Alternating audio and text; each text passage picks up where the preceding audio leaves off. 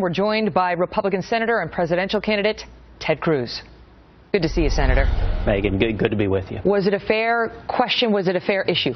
Oh, it was absolutely a fair question, and I'll tell you what was nonsense is the president's answer. There are 4 American hostages in Iran, held for professing their Christian faith, held for one journalist exercising his First Amendment rights.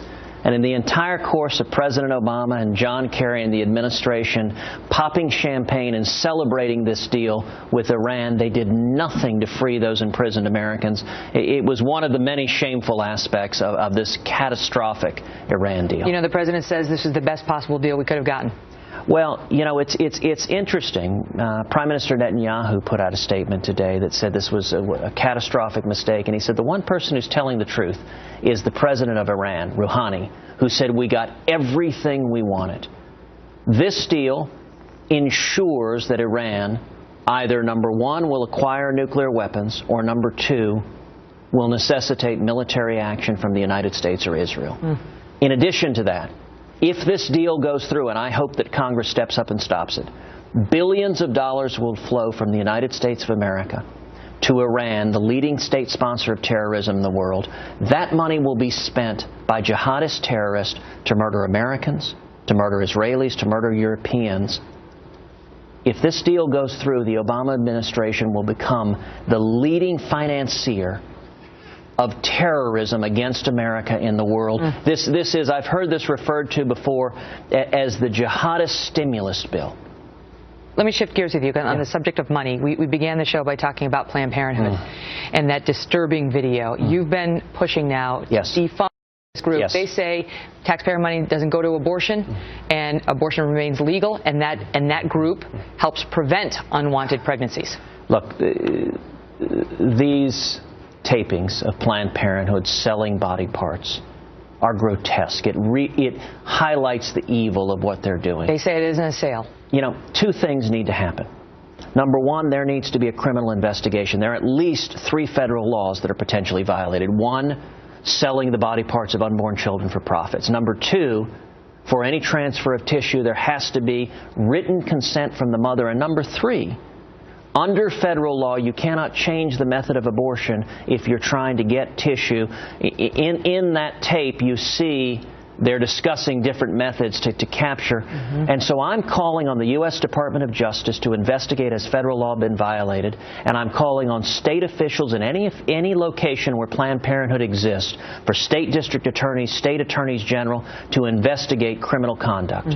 We're already seeing a push for that by Louisiana Governor Bobby Jindal in his state. And I'll say in addition that I serve on the Senate Judiciary Committee. I believe the Judiciary Committee will hold oversight hearings to get to the bottom of what they did. And I'll tell you right now, I chair the Oversight, Federal Rights, and Federal Courts Subcommittee. And if the full committee doesn't hold hearings, I intend to hold hearings to get to the bottom of what appear to be barbaric practices being carried out by Planned Parenthood. The tape could not be more disturbing. Senator, let me shift gears with you now, because you came to this studio after a meeting with Donald Trump, which made everybody was speculating. Why are the 2 of you meeting? Even he said early this morning, I don't know why we're meeting. Why were you meeting? What happened? Well, Donald and I are friends. We've gotten together a number of times before he was a candidate for president. We got together and visited today. You know, I like Donald because he's brash, he's bold, and he speaks the truth. He stands up to Washington. It's what I've tried to do in my public office, and people are fed up with politicians. They're fed up with what I call the Washington cartel.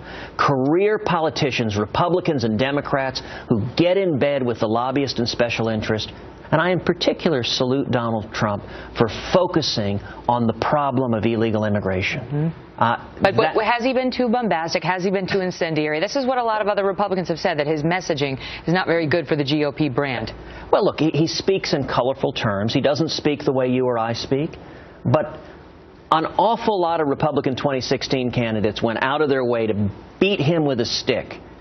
And I'm not going to join them. I'm not going to join them because I salute him for shining a light on the problem of illegal immigration, on the safety issues, on sanctuary cities. Now, some say you should be mad at him because he's stealing your numbers in the polls, that his numbers have gone up in direct proportion to the hit you've taken in some of the polls. You know what? People are fed up with career politicians in Washington, and they're coming to me. They're coming to Donald Trump. You want to know how we're doing? We just announced our fundraising numbers. Out of 16 candidates in the Republican primary, do you know who raised the most of all 16? We did.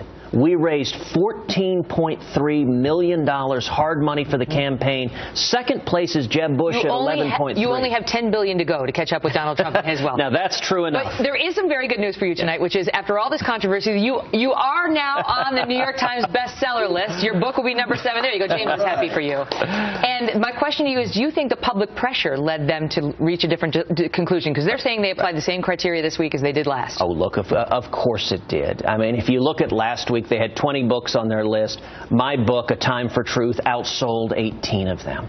And yet they don't want people to read the book, A Time for Truth. They left it off, and then an amazing thing happened. Number one, they accused me of bulk sales. I said, that's a lie. Either produce your evidence or apologize.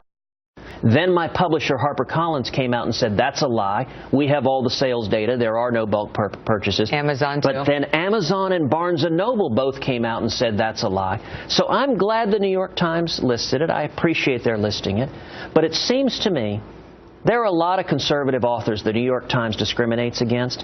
There is a need for the public editor of the New York Times to investigate their methodology. They leveled a false charge at me that has been refuted publicly.